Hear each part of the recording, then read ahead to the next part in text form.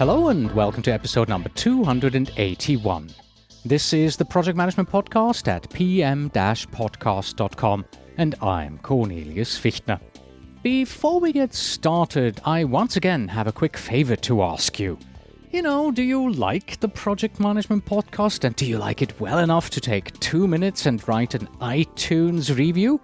If you do, then please do go to pm-podcast.com/review, or just open the iTunes store and tell others what you think. Thank you very much. And now back to today's topic, which is what makes you happy in your work.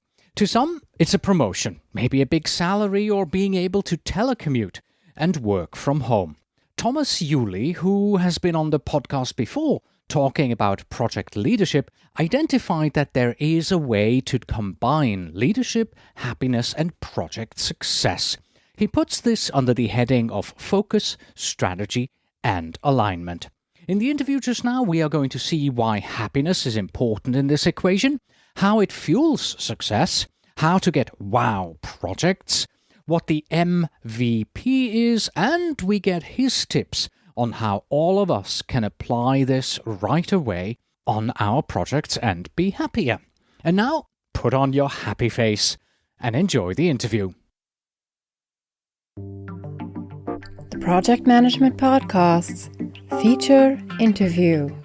Today with Thomas Yuly, author, speaker, and consultant.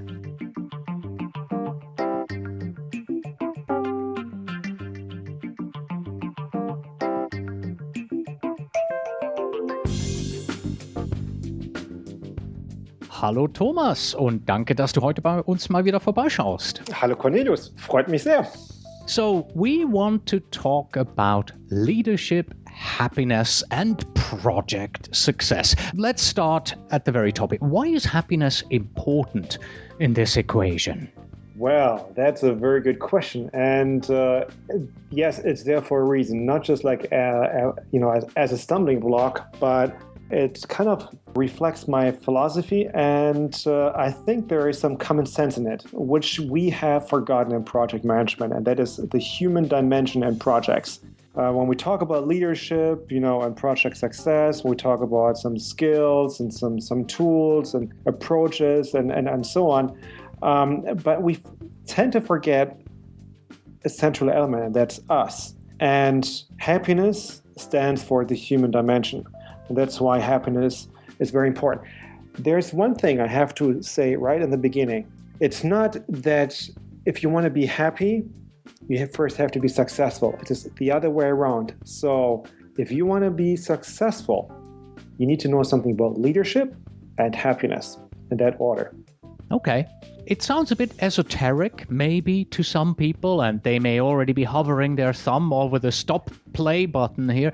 Why should people keep listening to our discussion? What will they learn? What will they get out of the next 20 minutes or so? Yes, well, they can learn something about a new, simple, but very effective equation for project success, which they can apply immediately in their project. Why can they apply it? Because it works and it is fun. So if they have ever been happy in their life before and not in their job, then they should continue listening because they will learn something how they can be happy again, I believe. Okay, let's get started with leadership, happiness, and project success. And just to be open and transparent here, this is based on one of your presentations, which, by the way, people can also find on SlideShare. So, how does happiness fuel success? Well, positive psychology, latest research that will last 20 or 30 years, they have tried to investigate, what is it that, makes a wow project? What is it that triggers, a zone or where you're in a flow state? And they have found out that, our brains, they work better when they are happy. It's when you're happy, there's a very good chance that your brain will work better. And happiness means, in this case, it's not just pleasure, but it also has to do something with purpose and passion. So it's a combination of these things, the 3 Ps, pleasure, purpose, passion. And when our brains are at happy, that positivity will ripple out to others and raise productivity. So that means if you have ever been in a project, not just maybe at work or in your leisure, and everything was just coming along, everything was kind of flow. Why was this? Or how did you feel about it? And there's a good chance that people were actually happy. And this is exactly what we after. So that means if you and your team are happy, you can raise productivity. So therefore, make your team happy, you will raise productivity, you will be more successful. In the presentation, you also talk about focus, strategy, and alignment. How do these three topics come into play? Well, first of all, we have to, I think quite a few listeners, they agree, well, happy it's a great state. We like to be happy. But the question is like, okay, how can we translate to a project? And what I'm saying is like, well, if you want to translate this, or if you want to apply this in your project, you have to have a good focus of what you really want to achieve. You have to have a strategy, how to get there. And you need to align your strategy, or whenever you have some issues, you need to know how to align your project so that you're back on track. That's why I talk about focus, strategy, and alignment. All right. And in the upcoming minutes, we're going to take a closer look at each of these three: focus, strategy, and alignment. And of course, let's first focus on focus here. How does focus help me? Well, so the question is like, what is focus? Focus there, it starts with that you have to know where you are coming from. What is the problem in your project? And, I just started a new project last week, and I raised the questions like, so what is the problem of the customer? I think people looked at me and said, well, it's obvious, isn't it? It's like, well, no, it's not. Because if you assume that your product is the best solution without even trying to find out what the actual needs of the customers are, then you may run into problems. Because like, what if you're not right? So first you have to know where you are coming from. What drives you? Why did you start the project in the first place? And you need to focus on it. Just like not on a superficial level, but dig a little deeper. What is the root cause of a problem? What triggered the project? Then just the opposite. What's the ideal state? What's what's the nirvana, you can say? Okay, what's like vision? And when you have you have the motivation, you have the vision, and there's a big gap in between. And if the gap is big enough, so there are some creative tensions that, oh yeah, I really want to get to this vision. This which is called a creative tension. The question is like, what can you do as a first step to get you closer to this vision? And this is like focus. You have to start with your project. You have to find out what is your motivation, what's your vision, and what is the project by itself, or the project objective. Which, by the way, when you abbreviate it, it is an MVP, standing for motivation, vision, and project. If you do not know your MVP of the project, you can still have a good project. But we're talking about successful projects. We're talking about happiness. And the first step is focus. You mentioned the MVP of your project, but in the presentation, you also talk about your personal MVP, your personal motivation, vision, and the P, obviously the project. Tell us a little bit more about the personal MVP. You can you can work on a great project, or you manage a great project, or you lead a project. That's good. And you have an MVP. That's fine. But the personal MVP is like, it really asks the question, okay, what about me? Or what about you? Why are you on this project? What's in it for you? So it could be that you have, let's say, 3, 4, or 5 people working on the same project. Everybody knows what the MVP is or what it stands for, and they support it. And they say, that's pretty cool. But every individual likes to be in this project for a different reason. And what you want to find out, why do they want to be on this project? To give an example, a couple of years ago, I was working on a project, and there was one person, and his performance was not that great in the afternoon, until I found out the reason why his performance went all the way down, went to nadir, was he was thinking about his kids he wanted to take to bed. So the main reason he wanted to be on this project was not the technology, was not the project, but the motivation for him to be on this project was it gave him the chance to be closer to his family. So when I found out, we sat down with the whole teams and we talked about individual motivation, why they wanted to be on the project. And so the one person was interested in, oh, you know what? I really like the technology. The other person said, like, I really like the city. The other person said, well, there's this fitness studio next door. I like to go there 3 times a week. Very different reasons. And it's very important. You have to know a little bit more about the human beings in your project. You want to know, okay, what is it that motivates you? What vision do you have? And do you have any specific goals to be on this project? And then there is something, we'll talk about leadership. You can say, it's obvious what drives you, and that's not really the case.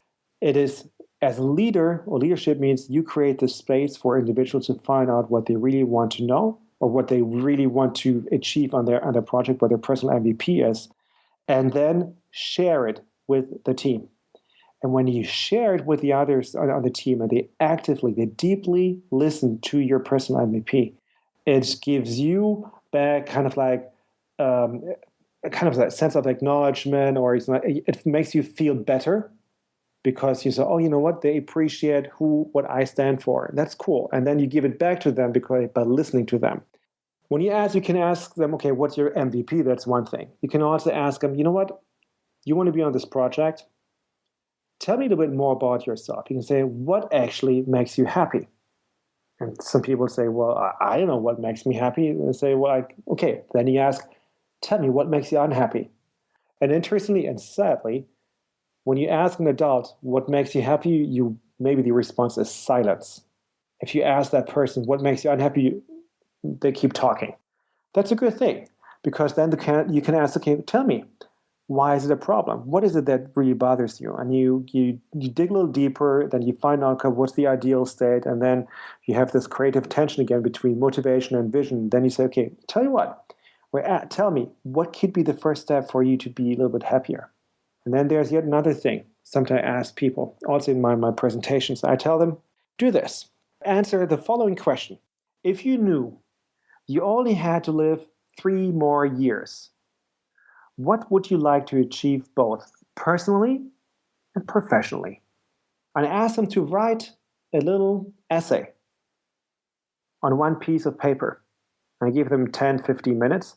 Then I ask them to fold it, put it in an envelope, seal the envelope, and address it to themselves, and then ask somebody else to ship it to them in 3 years. It's a commitment. It's their personal, statement. But you want to know what really drives you. It's not that, pleasure or money. No. What is it that makes you happy?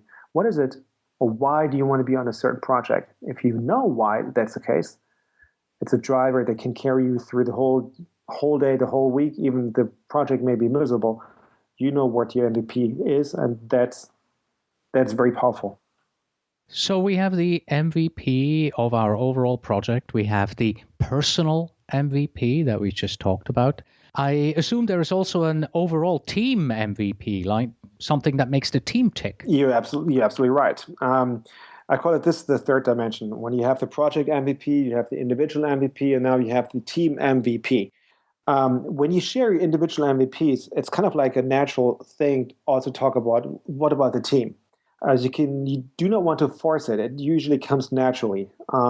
And when you can find out how the team is ticking, what really motivates the team and what the team envisions in what specific goals in the context of a project, it's kind of like you identify synergy effects right from the beginning. You don't have to wait a couple of weeks or months into the project to find out if this project is working or not. If you have team magic, team synergy, you can create this experience right from the very beginning. And that's why it's important to talk about the 3-dimensional MVPs.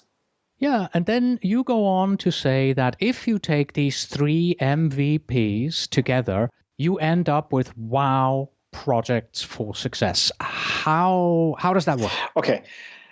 If there is an overlap, and hopefully there is one, between of the project MVP, the individual MVPs, and the team MVPs, is there's an overlap, and you say it's a Venn diagram, you have circles.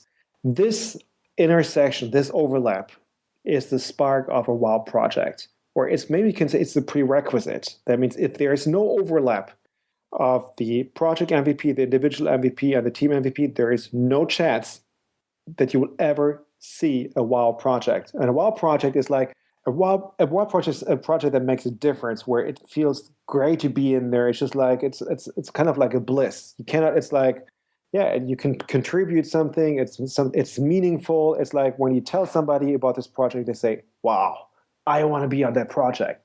Or you say, "Wow, what an experience." That's a wild project. It's difficult to put it in words. But again, the prerequisite is there has to be an overlap of the project MVP, the individual MVP, and the team MVP. If that's not the case, do not expect a wild project to evolve. It will not happen. Yeah, no, makes absolute sense to me. If my motivation is different than the team's motivation, and if my motivation is different than the motivation why a project I'm working on has been started in the first place, then, my motivation doesn't match any of the other motivations. And then I just have a job and I'm here from 8 to 5 and nothing really superb is going to happen. It makes complete sense to me. And it's okay. And it's okay. And sometimes you have a job and people agree it's just a job. That's fine. I mean, it's like I tell people, it's like there is nobody forcing you to have or to build a wild project. If you don't want to, fine. If you decide every morning when you get up, today I want to be unhappy, go for it. But don't expect me to follow you. Because one of the first things I want to say, what I'm doing every morning, say, today is a good day. And I want to start the day on a positive note. And I say, okay, what is it that makes me happy? And when I talk about it with my team, it sounds a little like kindergarten. When you say, okay, now we talk about the project, the daily objectives, but now tell us also what will make you happy today. It's kind of like it's fun. It's a fun experience when you ask people, it's like what makes you happy.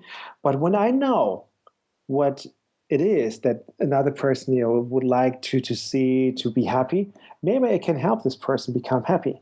And the cool thing is, I'll be happier when I make somebody else happy. So I started on a happy note. Wonderful. Let's remind everybody that we're still talking about focus, strategy, and alignment here, these 3 dimensions that you talked about. And we have just completed focus, and we're now moving on to strategy. How do we create a strategy to implement these MVPs? Well, see, when we have the MVP, you can say this is kind of like a vision of a project, and we also like to ensure results. But that's what projects are about. We have to deliver something. The question is like, how do we get from the why to the what? The what are the results, and the link between is the how. And the how is also what I'm describing in my book, Leadership Principles for Project Success, is that you have to know if you want to be successful in your project, you have to know how to nurture collaboration. You have to know how to promote performance on the individual and the team level. And promoting performance actually also means, can you create happiness in your team, for your customer, for the project, for yourself? Because as I mentioned at the beginning, if our brains are happy, we are more productive. So if we're more productive, we're more, it's more performing. So if you want to promote performance, it has to do something with happiness as well. And then third, we want to create a culture of learning. Yes, we can plan, but yes, we make mistakes. And that's wonderful because it's a wonderful learning experience. Never make a mistake more than twice. Create an environment where it's okay to make mistakes and learn from them. Where it's okay to ask questions because, where you can say, by the way, I don't know, I need help. Because this is what teamwork is all about. And bring this together. And then you say, okay, how can we actually ensure results and incorporate collaboration, performance, and learning and deliver something every other 2 weeks or so. Things will just come together. And this strategy is it's leadership strategy. Yeah, and like you mentioned, this whole strategy and how you built the strategy, it's based on your book, Leadership Principles for Project Success. And those who are interested to delve deeper into that subject, Thomas and I talked about this book, about the principles there in a previous project management podcast. It's episode number 179. So go back to the pm-podcast.com website and look for episode number 179. Before we move on to our final dimension, which is alignment, I'd like to take a step outside of our overall discussion here and talk about the Institute for Project and Business Transformation. I believe this is something that is new and near and dear to your heart, right, Thomas? Absolutely. This is like what I thought, like what I can talk about, leadership, happiness, project success, and wow projects. But I thought it wouldn't be cool to build a community, to build an institute where you can bring in people and organizations where they have some ideas, they have some problems, and they can talk about you help them grow projects for success. But not just like in a seminar setting, but you combine it with activities, outdoors, you do it for, something for the wellness, it's just like body, mind, and heart. Okay, because like this, the 3 dimension is very important for learning. So it's not really when people go to this institute for 1, 2, or 3 days, or maybe for a week. Not only is it a conference setting where they learn something, they come back with great ideas, and not just an idea. They come back with concrete projects or concrete prototypes.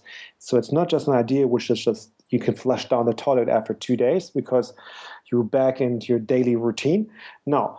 You have a project or a product or maybe an organization you have built in these 3 days and have fun at the same time.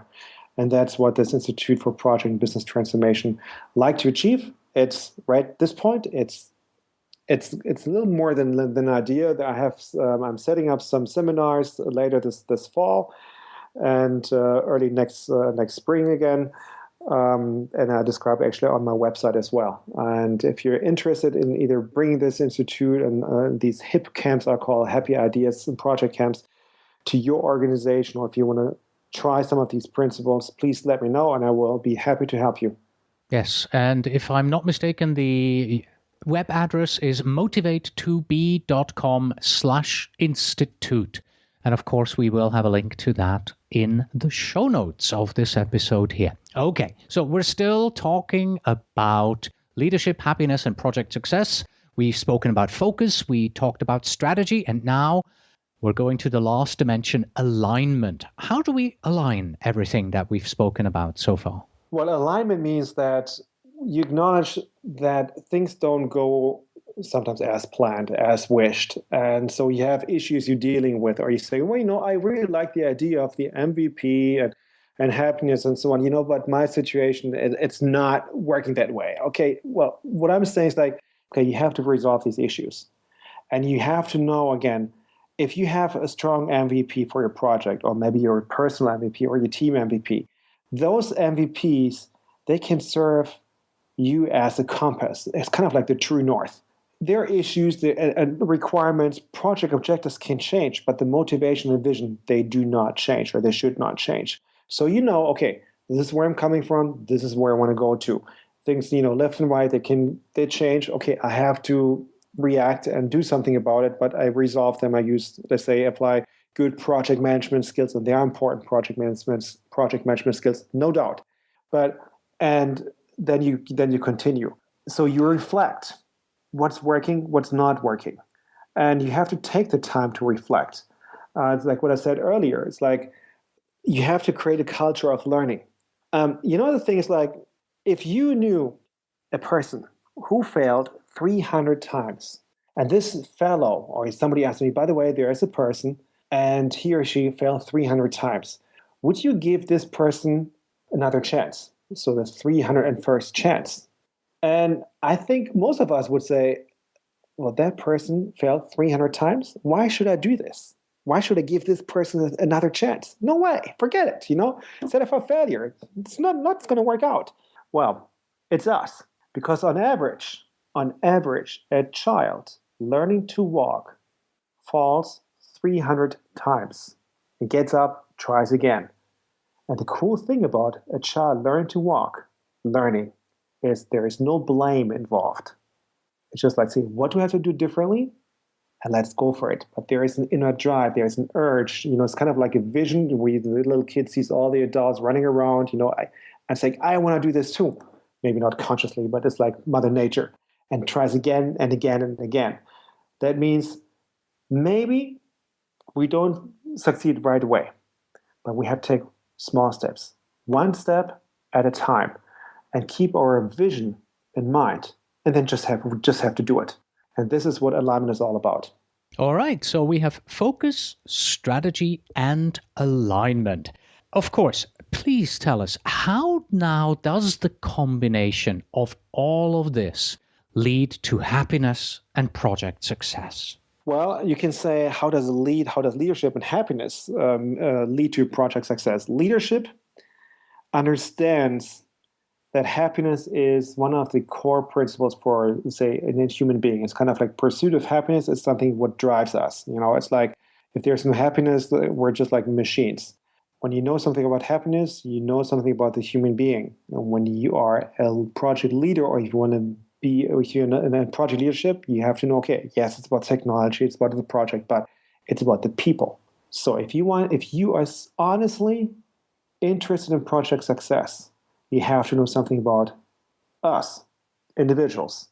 You have to know what makes us happy. Again, happy not just like pleasure, but also purpose and passion. So that's when you know what leadership's all about, that you have to create this space, that you know a little bit about the leadership principles for project success. And then the happiness, those lead to project success, kind of like the foundation for project success. Focus, strategy, alignment, it sounds relatively simple, but I believe, the actual application is going to be so much harder. So to end the interview, would you please recap each of these steps for us and maybe give us some hands-on tips how we project managers can apply this on our everyday projects? Yes. The first step is find a clear focus of what you really want to achieve.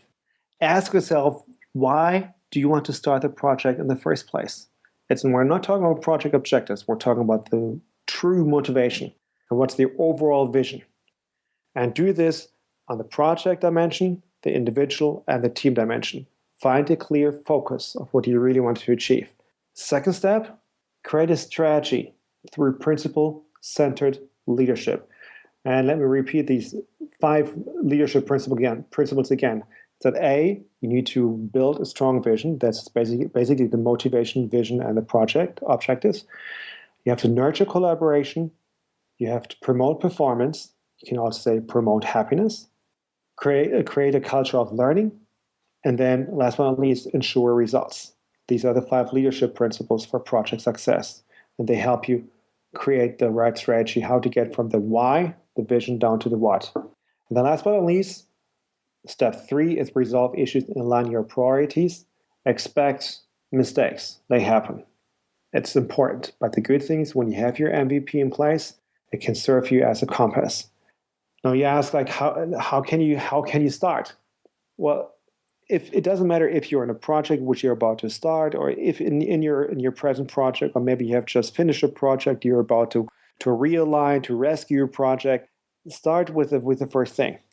And that is like, what's the MVP of the project? Why did you start this project in the first place? What are the issues? Why are these problems?